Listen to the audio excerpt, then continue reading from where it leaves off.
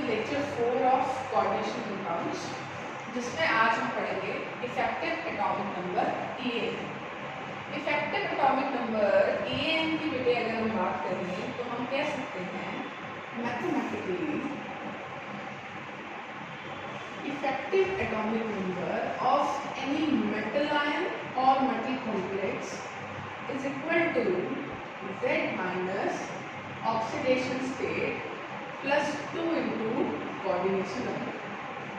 किसी भी कॉम्प्लेक्स का EAN निकालने के लिए या मेटल आयन का EAN निकालने के लिए जो हम फॉर्मूला यूज करते हैं वो है Z minus oxidation state plus 2 into its coordination number in the complex. EAN का मतलब क्या है बेटा? EAN का नाम है इफेक्टिव एटॉमिक नंबर। तो बच्चे इफेक्टिव एटॉमिक नंबर का मतलब क्या है? इफेक्टिव एटॉमिक नंबर का मतलब है कि एक मेटल कॉम्प्लेक्स में बॉन्डिंग करने के बाद वो मेटल आयन इफेक्टिवली कितने इलेक्ट्रॉन्स रख रहा है वो उसका EAN है। जैसे एटॉमिक नंबर जितने इलेक्ट्रॉन्स तो उसके पास थे, माइनस ऑक्सीडेशन स्टेट ले लिए, इलेक्ट्रॉन दे दिए, उससे कुछ इलेक्ट्रॉन कम हो गए या बढ़ गए, प्लस लिगेंड से भी उसने इलेक्ट्रॉन्स लिए 2 इंटू इट्स कोऑर्डिनेशन नंबर। एक एग्जांपल से इसको और अच्छे समझते हैं। फॉर एग्जांपल मेरे पास एक कॉम्प्लेक्स है NiCO4, है ना? We have a complex NiCO4 जिसमें सेंट्रल एटम कौन है बेटा? सेंट्रल एटम इज निकल। ऑक्सीडेशन स्टेट देखें निकल की यहाँ 0, ऑक्सीडेशन स्टेट ऑफ निकल इज 0 और कार्बन मोनोऑक्साइड लिगेंड है और निकल का एटॉमिक नंबर है 28। तो जरा देखें EAN Z atomic number of निकल is 28 minus oxidation state of निकल that is 0 plus 2 into coordination number of निकल। कोऑर्डिनेशन नंबर ऑफ निकल in this complex is 4 plus 2 into 4। तो बच्चे ये कितना निकल के आया? 36। कॉम्प्लेक्स का जो EAN है ये किसके बराबर आया? 36। और आपको पता है 36 किसका एटॉमिक नंबर है? It is the atomic number of a noble gas argon, है ना? इसका मतलब आफ्टर बॉन्डिंग, है ना, इस कॉम्प्लेक्स में निकल का electronic configuration noble gas argon की कॉन्फ़िगरेशन के जैसा हो गया है। इसका मतलब बच्चे ये जो कॉम्प्लेक्स होगा ये बहुत ही ज्यादा क्या होगा? स्टेबल होगा, क्योंकि बॉन्डिंग के बाद ये कैसी कॉन्फ़िगरेशन रखने लग गया है? इनर्ट गैस कॉन्फ़िगरेशन रखने लग गया है। तो what is EAN? Effective atomic number. कि कॉम्प्लेक्स में बॉन्डिंग करने के बाद एक मेटल आयन के पास इफेक्टिवली कितने इलेक्ट्रॉन्स रह गए हैं, ये EAN कहलाता है। एक और एग्जांपल देखते हैं EAN कैलकुलेट करने का। सपोज हमारे पास एक कॉम्प्लेक्स है FeCN6 3 माइनस, है ना? FeCN6 3 minus. इसका EAN देखें बच्चे, इसका EAN देखने के लिए सबसे पहले ऑक्सीडेशन स्टेट पता होनी चाहिए। साइनाइड पे चार्ज होता है -1, 6 साइनाइड में चार्ज हो गया -6, ओवरऑल चार्ज है -3, -6 को -3 बनाने के लिए बच्चे इस आयरन की ऑक्सीडेशन स्टेट क्या रही होगी? +3। EAN निकालते हैं, कैसे निकालेंगे? 26 minus oxidation state of iron that is +3 plus 6 into 12, है ना, कोऑर्डिनेशन नंबर। तो 26 प्लस -3 प्लस 6 इंटू 12, ये 26 -3 this is 23 plus 2 into 6 coordination number is 6, 2 into coordination number 2 into 6, तो 23 प्लस 12, है ना, this comes out to be 35। So EAN of this complex is 35।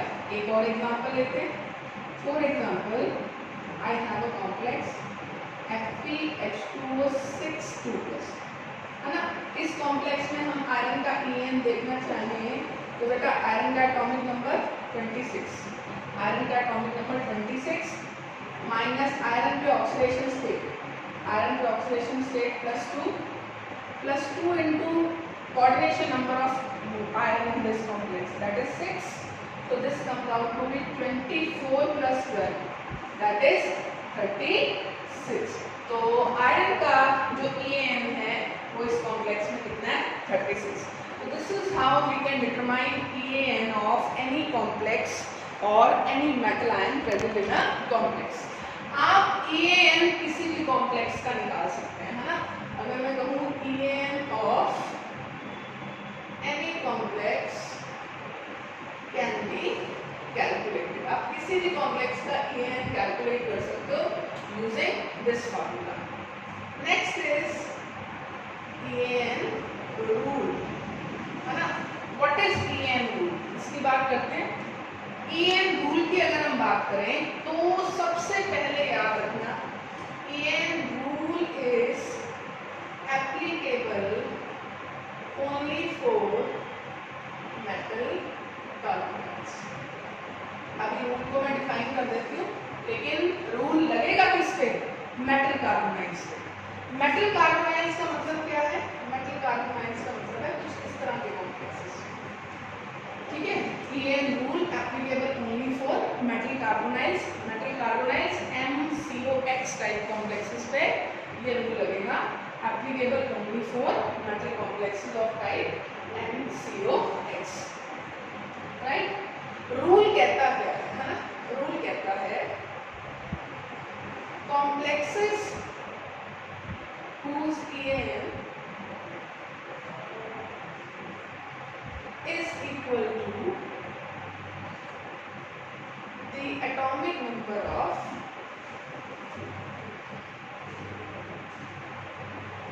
nearest noble gas, है ना।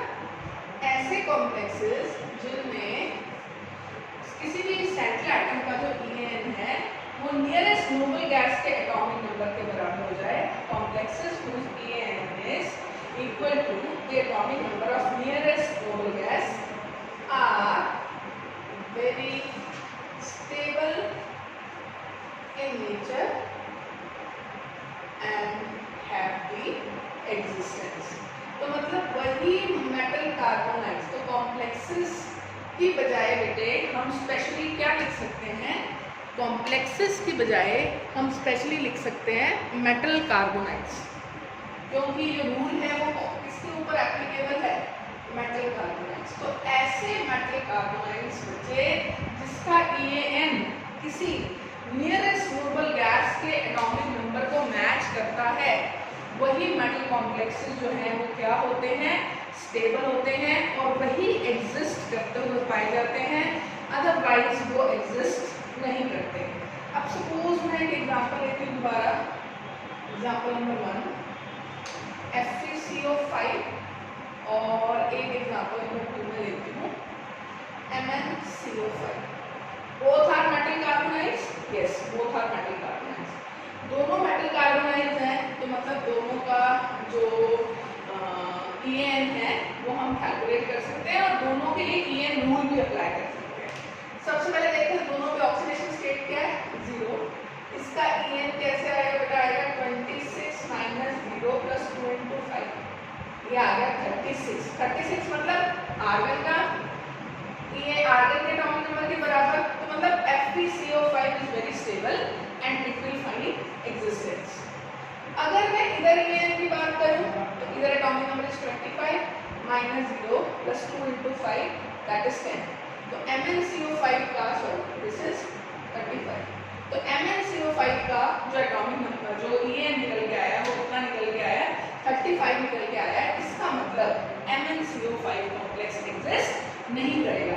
लेकिन अगर मैं यहाँ पर कह दूं कि इस कॉम्प्लेक्स का EAN भी तो 35 आया है और ये कॉम्प्लेक्स एग्जिस्ट नहीं करेगा, ऐसा हम नहीं कह सकते, क्योंकि EAN रूल की जो एप्लीकेबिलिटी है वो सिर्फ किसके ऊपर है, मेटल कार्बोनाइड्स के ऊपर है। इनकी स्टेबिलिटी होगी नहीं होगी, ये एग्जिस्ट करेंगे नहीं करेंगे, ये सब बातें डिपेंड करेगी इनकी कॉम्प्लेक्सेस की CFSC पर, है ना। तो CFSC क्या होती है, आगे चल के इसी चैप्टर में हम एक थ्योरी पढ़ेंगे, क्रिस्टल फील्ड थ्योरी, वो इन कॉम्प्लेक्सेस की स्टेबिलिटी को एक्सप्लेन करेगा। तो अभी के लिए हमने कहा कि EAN कैसा निकलता है, EAN आप ऐसे निकाल सकते हैं, ठीक है। EAN रूल क्या है, EAN रूल बताता है कि कोई भी कॉम्प्लेक्स, कोई भी मेटल कार्बोनाइड अगर स्टेबल है या नहीं है, इसको इसको आप EN रूल के अकॉर्डिंग बता सकते हो, लेकिन जो स्टेबिलिटी बतानी है आपने EN रूल के अकॉर्डिंग वो सिर्फ मेटल कार्बोनाइड्स के लिए वैलिड है, किन्हीं और कॉम्प्लेक्सेस के लिए आप इसको एक्सप्लेन नहीं कर सकते। हाँ जी बेटा, the only exception, yes, the only exception to this discussion is of BCO6, है ना। BCO6 का अगर आप EN निकालेंगे बच्चे, that would B 23 oxidation state DO minus 0 plus 2 into 6, that is 35. So this is metal carbonate and according to EN rule this should not exist, है ना, इसका एक्जिस्टेंस नहीं आना चाहिए, तो लेकिन स्टिल इट एग्जिस्ट। क्यों एग्जिस्ट करता है, इसके रीजन हम आगे पढ़ेंगे, ठीक है। तो BCO6 EN रूल के अगेंस्ट ओनली एक्सेप्शन है कि BCO6 का EN नोबल गैस के नंबर को मैच नहीं करता, पर फिर भी बहुत स्टेबल है। अब हम बात करेंगे ऐसे कॉम्प्लेक्सेस जो अपने EN से 1 इलेक्ट्रॉन शॉर्ट है, वो अपने EN तक पहुंचने के लिए क्या करते हैं, है ना। 4 metal carbonyls which are 1 electron short to attain noble gas configuration, है ना, वो लोग क्या करते हैं, those metal carbonyls undergoes, है ना, क्या करते हैं जरा ध्यान से देखिए। हाँ जी, एक तरीका तो है reduction of metal ion, metal ion का क्या कर देते हैं, रिडक्शन कर देते हैं। मेटल आयन के रिडक्शन से क्या होता है, और दूसरा तरीका है डायमराइजेशन ऑफ द कॉम्प्लेक्स को क्या कर देते हैं, डायमराइज कर देते हैं। For metal carbonyls which are 1 electron short to attain noble gas configuration undergoes reduction of metal ion as well as dimerization of the complex। reduction of metal ion में क्या होता है, ठीक है, सपोज आपके पास ये कॉम्प्लेक्स है ना, और इस कॉम्प्लेक्स का EN 1 इलेक्ट्रॉन से शॉर्ट है ना, जैसे हमने डिस्कस किया था अभी MnCO5, इसका EN कितना आ रहा था बेटा, 35 आ रहा था। आपने इसके मेटल आयन को इलेक्ट्रॉन देके उसको रिड्यूस करवा दिया और कॉम्प्लेक्स पे कैसा चार्ज आ गया, -1। CO तो न्यूट्रल है, मतलब जो भी माइनस आया वो किस पे आया है, Mn पे आया है। अब इसका EN निकालना बेटा, कितना आएगा, 25 minus -1 plus 2 into 5, that is 26 plus 10 and that is 36। तो मेटल आयन का जो EN है वो कितना है, 36 है। तो रिडक्शन ऑफ मेटल आयन जो है वो हम करवा के इस कॉम्प्लेक्स का EN 36 लेके जा सकते हैं। बेटा ये टेक्निक तो है but it is not a very popular technique, क्योंकि मेटल को रिड्यूस करवाना इतना आसान नहीं होता, मेटल इतनी आसानी से इलेक्ट्रॉन गेन नहीं करता। जो सेकंड टेक्निक है that is still very popular, dimerisation of the complex. Dimerisation of the complex से हम कैसे ऑब्टेन करते हैं कॉम्प्लेक्स को देखते हैं। डायमराइजेशन ऑफ कौन से, MnCO5 करते हैं, है ना, ये डायमराइज करता है और क्या बना देता है, Mn2CO10, है ना, क्या बना लेता है, Mn2CO10। अब ये Mn2CO10 में क्या सीन है जरा देखें, ये Mn है और इसके साथ CO5 लगा हुआ, ये Mn है, इसके साथ CO5 लगा हुआ। अब ये दोनों मोनोमर्स क्या करते हैं, अपना अपना एक एक इलेक्ट्रॉन लाते हैं, शेयर करते हैं और किसकी फॉर्मेशन कर देते हैं, एक कोवैलेंट बॉन्ड की फॉर्मेशन कर देते हैं, है ना। अपना एक एक इलेक्ट्रॉन लाते हैं और अपने कोवैलेंट बॉन्ड की फॉर्मेशन कर देते हैं। ऐसा करने से हुआ क्या बेटा, अब ये वाले इलेक्ट्रॉन इसने भी शेयर किए और इसने भी शेयर किए, ऐसा करने से हुआ क्या बेटा, Mn पे 25 इलेक्ट्रॉन्स Mn के पास ऑलरेडी थे, उसका एटॉमिक नंबर था, ऑक्सीडेशन स्टेट 0, 25 इलेक्ट्रॉन्स थे, 5 into 2 CO से मिल गए 25 plus 10। ये इलेक्ट्रॉन Mn का खुद का इलेक्ट्रॉन था जिसको आप 25 में काउंट कर चुके हो। अब ये एक और इलेक्ट्रॉन मिल गया इसको शेयरिंग से +1, से बच्चे इसका EN क्या हो गया 36 और इधर भी Mn25 प्लस CO से 10 और एक इलेक्ट्रॉन इसको भी फालतू मिल गया तो इधर भी EN क्या हो गया 36. This is the most popular technique to complete the EN for species which are just one electron short. अब आपको MCQ में अगर ऑप्शन आए कि रिडक्शन भी है, डाइमराइजेशन भी है, बोथ है या नन ऑफ दीज है तो आपका आंसर होगा बोथ है. अगर मल्टीपल चॉइस आ रहा है तो रिडक्शन डाइमराइजेशन दोनों को आप टिक करेंगे. लेकिन अगर सिंगल चॉइस क्वेश्चन है तो आपने जो आंसर लगाना है वो रिडक्शन के ऊपर प्रायोरिटी देते हुए किसको लगाना है डाइमराइजेशन ऑफ द कॉम्प्लेक्स को लगाना है. राइट तो मतलब dimerisation of the complex is more appropriate answer towards this. लेकिन अगर मल्टीपल में आए तो रिडक्शन को भी हम छोड़ नहीं सकते, हम रिडक्शन को भी काउंट करेंगे.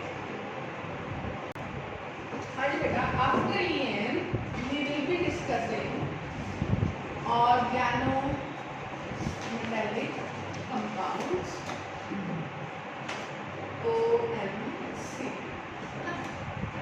क्यों पढ़ रहे हैं ऑर्गेनोमेटालिक कंपाउंड्स को? क्योंकि उसकी अंडरस्टैंडिंग इसी कंसेप्ट से बहुत अच्छे से होगी. ऑर्गेनोमेटालिक कंपाउंड्स क्या होते हैं बेटे? Compounds which have direct carbon to metal covalent. Compounds which have direct carbon to metal covalent bond are called organometallic compounds. तो ऐसे compounds जिनमें carbon to metal direct covalent bond present होता है उन compounds को हम क्या कहते हैं? organometallic compounds. ठीक है, तो सबसे पहले हम एक क्वेश्चन करते हैं जिसमें हमें आइडेंटिफाई करना है organometallic compounds following given species में से. तो कुछ स्पीशीज लिखी हूँ मैं और उन स्पीशीज में से आपने आइडेंटिफाई करना है ऑर्गेनोमेटालिक कंपाउंड्स कौन कौन से. पहली स्पीशीज है Na2CO3, दूसरी स्पीशीज है third species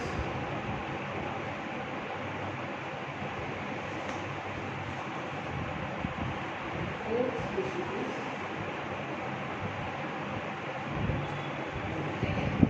आपको आइडेंटिफाई करना है इनमें से ऑर्गेनोमेटालिक कंपाउंड कौन सा है. और अभी मैंने बताया आपको ऑर्गेनोमेटालिक कंपाउंड की डेफिनेशन क्या है. ऑर्गेनोमेटालिक कंपाउंड की डेफिनेशन है ऐसे कंपाउंड्स जिसमें metal carbon direct covalent bond हो, आयनिक नहीं कोवलेंट बॉन्ड. तो बेटा सबसे पहली स्पीशीज अगर हम देखें तो Na2CO3 है हमारे पास तो ये होगा 2Na positive plus carbonate ion. तो मतलब कार्बोनेट और सोडियम में सिर्फ आयनिक इंटरेक्शन है तो मतलब ये ऑर्गेनोमेटालिक कंपाउंड नहीं है. और नेक्स्ट कंपाउंड में देखो O-Li+ में इंटरेक्शन है, कार्बन और मेटल में इंटरेक्शन नहीं है तो ये भी ऑर्गेनोमेटालिक कंपाउंड नहीं है. CH3MgBr की बात कर रहे थे हम. ये RMgX है. इस क्लास ऑफ रिएजेंट को ग्रिग्नार्ड रिएजेंट कहते हैं. ये एल्काइलेटिंग एजेंट है. एल्काइलेटिंग एजेंट ऐसा एजेंट होता है जो एल्काइल ग्रुप की एडिशन कर देता है सिस्टम के अंदर. तो ये देखो यहाँ पर कार्बन है ना, इस CH3 को भी हम अगर टू दें तो कुछ इस तरह से ये सिस्टम है. तो यहाँ कार्बन और इस मेटल के बीच में डायरेक्ट बॉन्ड प्रेजेंट है. तो इस कार्बन और मेटल के बीच में डायरेक्ट बॉन्ड प्रेजेंट होने की वजह से हम कह सकते हैं इस CH3MgBr एक ऑर्गेनोमेटालिक कंपाउंड है. ये जो स्पीशीज है इसको कहते हैं TEL, है ना. What is TEL? Tetra ethyl lead was previously used as anti-knocking agent for petrols. मैंने लास्ट लेक्चर में बताया था आजकल हम लेड नहीं ऐड करते हैं पेट्रोल्स में. जब लेड ऐड करते थे तो इसी फॉर्म में ऐड करते थे TEL टेट्रा इथाइल लेड. अच्छा इसकी स्ट्रक्चर देखें तो ये लेड है और इसके साथ इस तरह से ये 4 इथाइल ग्रुप्स अटैच है. ये लेड है और इसके साथ ये 4 इथाइल ग्रुप अटैच है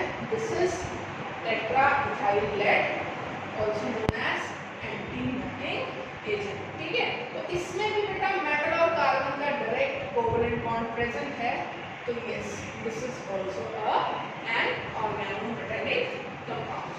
सो this was the introduction regarding organometallic compounds. आगे जो हम डिस्कस करेंगे बेटा that would be classification of these organometallic compounds और types of organometallic compounds. So next we are discussing types of organometallic compounds.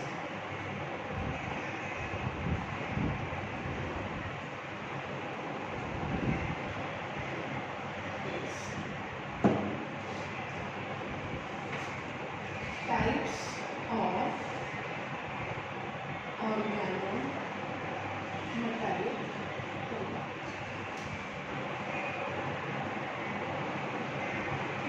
types of organometallic compounds.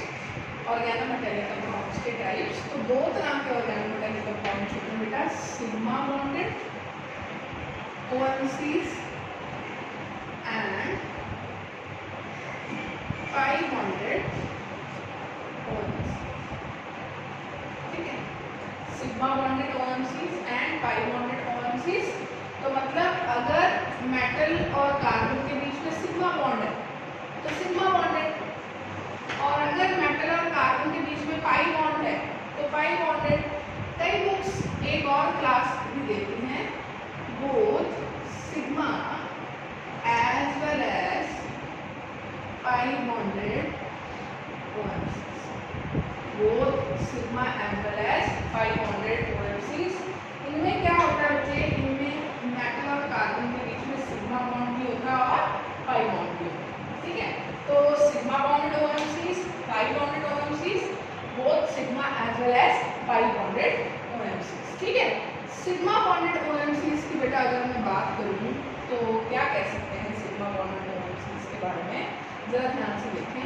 इसका एक example लेके चलते हैं, अभी हमने पढ़ा RMGX है ना, TbEt4 है ना, टेट्राइथाइल लेड RMGX। देखो मेटल और R ऑर्गेनिक एंटिटी है ना, डायरेक्ट कैसा बॉन्ड है, सिग्मा बॉन्ड, इसलिए ये कैसे हैं, सिग्मा बॉन्डेड ऑर्गेनोमेटेलिक कंपाउंड्स।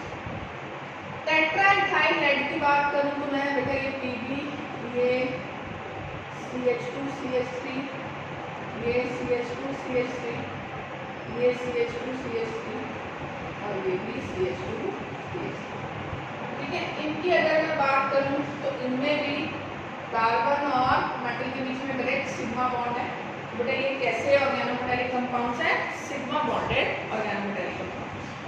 अब आप कहोगे कि मैम पहला बॉन्ड तो हर बार सिग्मा होता है, पाई थोड़ी होता है, फिर पाई बॉन्डेड। हमने नॉन क्लासिकल एलिमेंट्स में पाई डोनर पाई एक्सेप्टर पढ़े थे, है ना, और उसका एक एग्जांपल हमने पढ़ा था क्या, फेरोसिन। फेरोसिन क्या था, Fe पाई C5H5 का वोल्टेज। तो बेटे ये कुछ है, ये आयरन है, ये दूसरा स्पीशीज है ना, ये नेगेटिव वन, ये प्लस 2, तो ये पाई इलेक्ट्रॉन्स अपने डोनेट कर रहा था इसको, और हैवी है कार्बन। तो इस लिगेंड और इस मेटल के बीच में लिगेंड कार्बन है ना, इस मेटल और कार्बन के बीच में जो पहला बॉन्ड बन रहा है बेटे वो किस नेचर का बन रहा है, पाई नेचर का बन रहा है ना।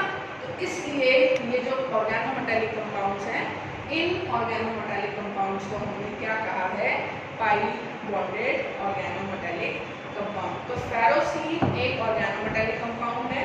क्यों ऑर्गेनोमेटेलिक कंपाउंड है बच्चे, क्योंकि कार्बन और मेटल के बीच में डायरेक्ट कोवलेंट बॉन्ड है।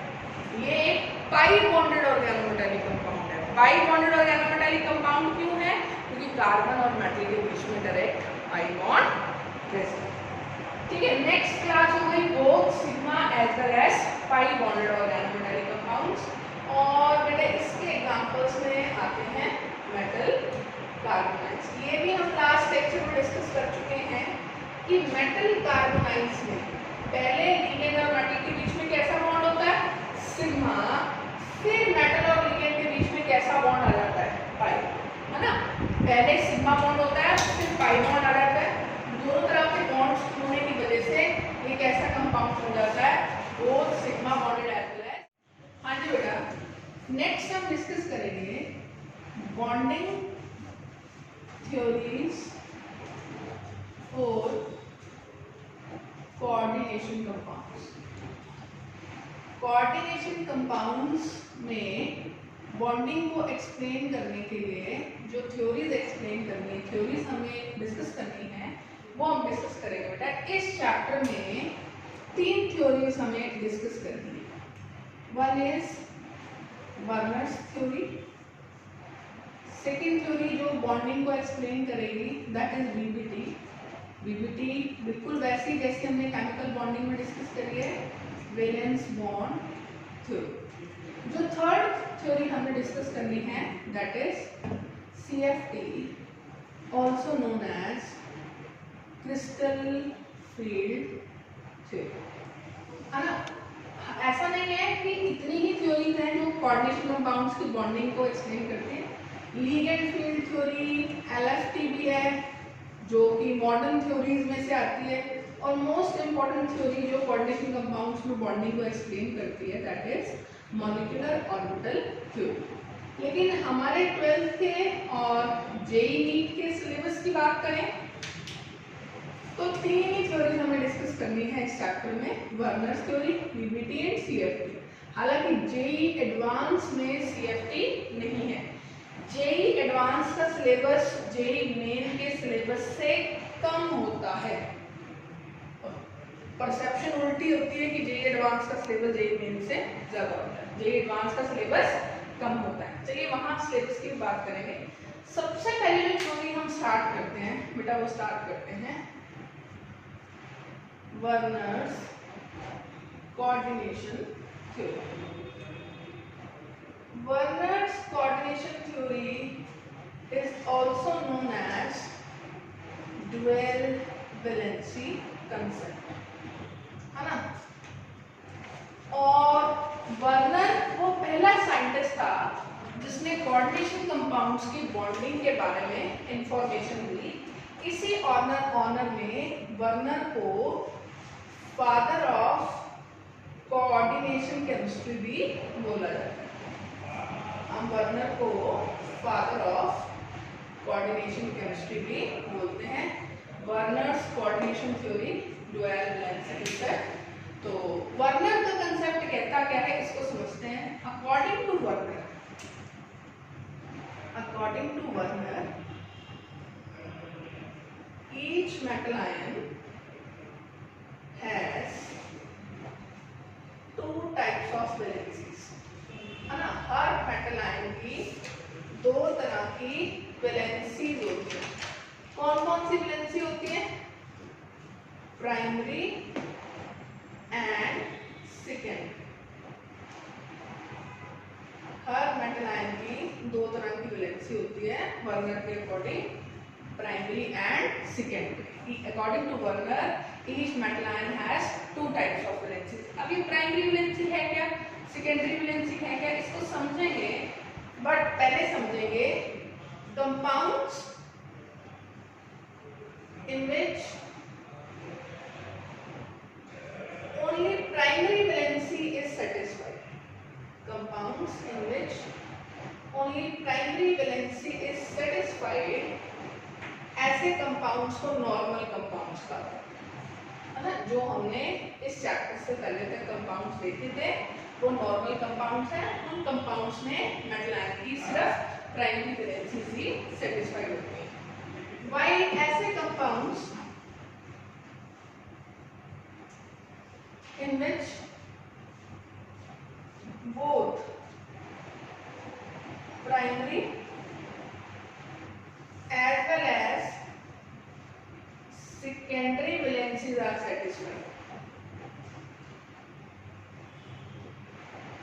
मतलब ऐसे कंपाउंड्स जिसमें मेटल आयन अपनी दोनों तरह की वैलेंसीज को सेटिस्फाई करेगा, तब जाके कैसे कंपाउंड्स बनेंगे, कॉम्प्लेक्स कंपाउंड्स या कोऑर्डिनेशन कंपाउंड्स।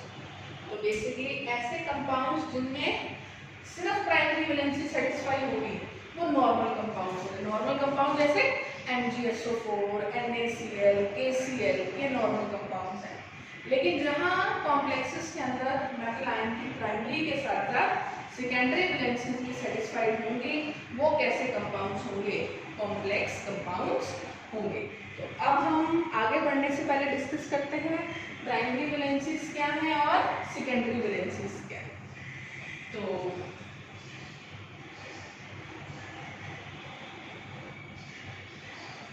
वैलेंसीज को हम डिस्क्राइब करते हैं।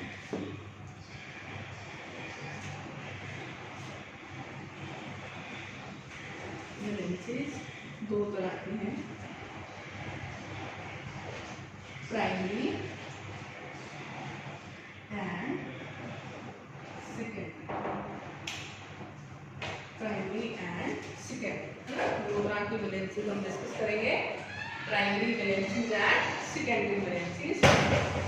प्राइमरी वैलेंसीज क्या होती है? Primary valencies basically oxidation state satisfiers, मतलब ऐसी स्पीशीज जो आके मेटल आयन के ऑक्सीडेशन स्टेट या मेटल आयन के चार्ज को सेटिस्फाई करेंगी, ऐसे वैलेंसीज को क्या कहा जाएगा बेटे?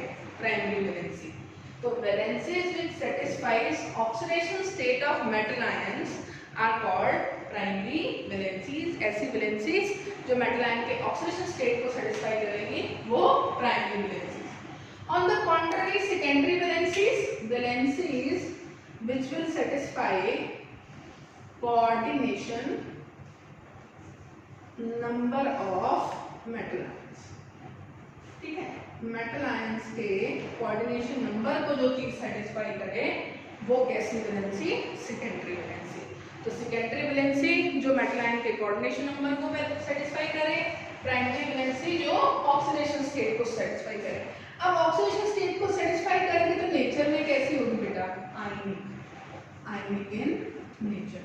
और अगर आप कोऑर्डिनेशन नंबर को सेटिस्फाई कर रही है तो किस नेचर में होगी? कोऑर्डिनेट कोवैलेंट इन, ठीक है। तो ये नेचर में आयनिक और वो नेचर में कोऑर्डिनेट कोवैलेंट इन नेचर। अगर ये आयनिक इन नेचर में तो हम कह सकते हैं this is also ionisable in water. पानी में क्या होगी? आयोनाइजेबल, क्योंकि आयनिक स्पीशीज वाटर में डिसॉल्व करती हैं। तो ये क्या होगी? This would be non ionisable in water. तो ये वाटर में non ionisable, while these species are ionisable in water. अच्छा, अगर ये आयनिक है तो आप सबको पता है आयनिक स्पीशीज नेचर में कैसी होती हैं? Non directional. नॉन डायरेक्शनल क्यों? क्योंकि ये कैटायन है, ये एनायन है। कैटायन और एनायन में लगने वाला फोर्स ऑफ अट्रैक्शन जो है वो बिल्कुल हर डायरेक्शन में सेम होता है। कैटायन स्फेरिकली सिमेट्रिक है, एनायन स्फेरिकली सिमेट्रिक है। हर डायरेक्शन में लगने वाला जो फोर्स है वो सेम है, डायरेक्शन डिपेंडेंट नहीं है, इसलिए नेचर में क्या होंगी? Non direction. वाइल ये ओवरलैपिंग से बनेगी, है ना, ओवरलैपिंग से बॉन्डिंग करेगी तो this would definitely be directional in nature. और अगर डायरेक्शनल होगी नेचर में तो डेफिनेटली हाइब्रिडाइजेशन में भी पार्टिसिपेट करेंगी और कॉम्प्लेक्स की शेप वगैरह में भी जो रिस्पॉन्सिबल वैलेंसी रहेगी वो कौन सी वैलेंसी रहेगी? Secondary valency. तो ब्रीफ कर लेते हैं, दो तरह की मेटल आयन की वैलेंसीज हैं, primary valencies and secondary valencies. Primary valencies metal ion के ऑक्सीडेशन नंबर को, ऑक्सीडेशन स्टेट को सेटिस्फाई करती है, जबकि सेकेंडरी वैलेंसी जो है वो मेटल आयन के कोऑर्डिनेशन नंबर को सेटिस्फाई करती है। प्राइमरी वैलेंसी आयनिक फोर्स से जुड़ी हुई होती है, वो कोऑर्डिनेट फोर्स से जुड़ी होती है। प्राइमरी वैलेंसी वाटर में आयोनाइजेबल होती है, सेकेंडरी वैलेंसी वाटर में आयोनाइजेबल नहीं होती। प्राइमरी वैलेंसी नेचर में नॉन डायरेक्शनल होती है, सेकेंडरी वैलेंसी नेचर में डायरेक्शनल होती है, जिसकी वजह से कॉम्प्लेक्स की अगर आपको हाइब्रिडाइजेशन बतानी है तो वो आप किसको देख के बताओगे? सेकेंडरी वैलेंसी को देख के बताओगे। फॉर एग्जाम्पल मेरे पास एक कॉम्प्लेक्स है, दोबारा हम ये एग्जाम्पल लेते हैं H2Cl, है ना, ये कॉम्प्लेक्स। इस कॉम्प्लेक्स को बेटा मेटल आयन पे 3+ चार्ज है, उसको सेटिस्फाई कौन कर रहा है? ये क्लोरीन। तो क्लोरीन कैसी वैलेंसी है? प्राइमरी।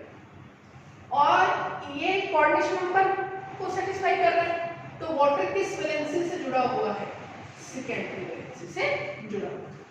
प्राइमरी वैलेंसी को वर्नर के अकॉर्डिंग डॉटेड लाइन से रिप्रेजेंट करते हैं, जबकि सेकेंडरी वैलेंसी को सॉलिड लाइन से रिप्रेजेंट करते हैं। मतलब अगर मैं इसी कॉम्प्लेक्स का स्ट्रक्चर बनाऊं तो आपको पता है 6 इसका कोऑर्डिनेशन नंबर है, 6 कोऑर्डिनेशन नंबर की बच्चों जो शेप होती है वो कौन सी होती है?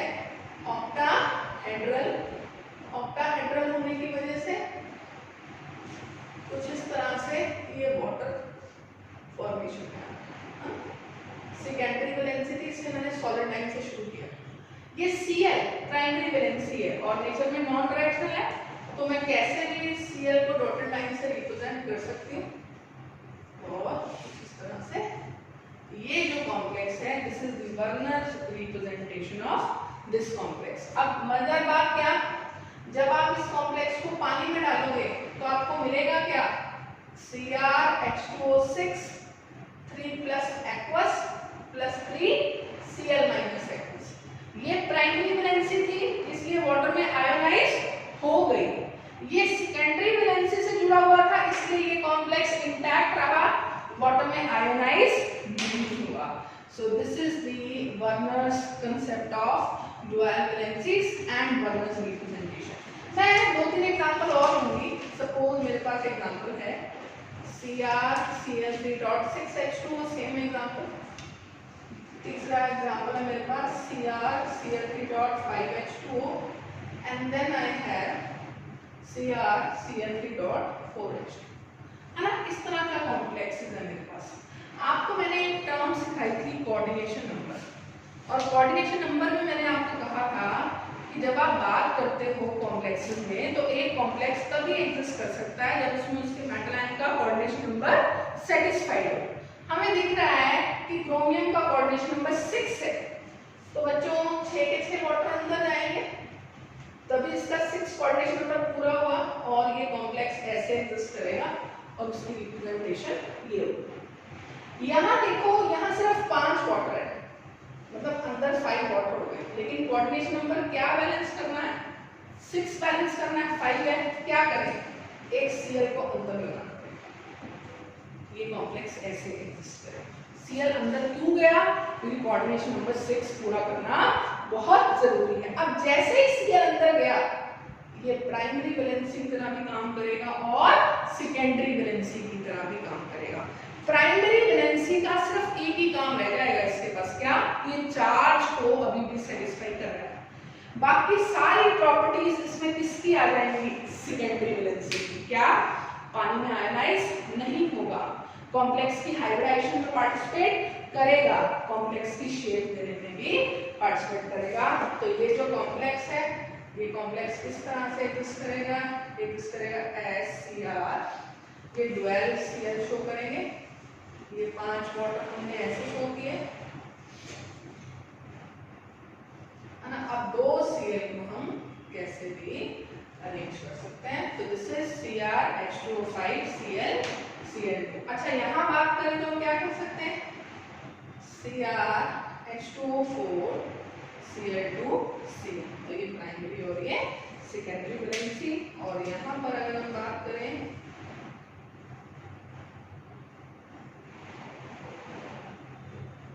Cl वाटर वाटर और प्योर प्राइमरी वैलेंसी सिर्फ एक ही रह गई है। So this is Werner's theory of coordination compounds and this is the Werner's expression for this theory.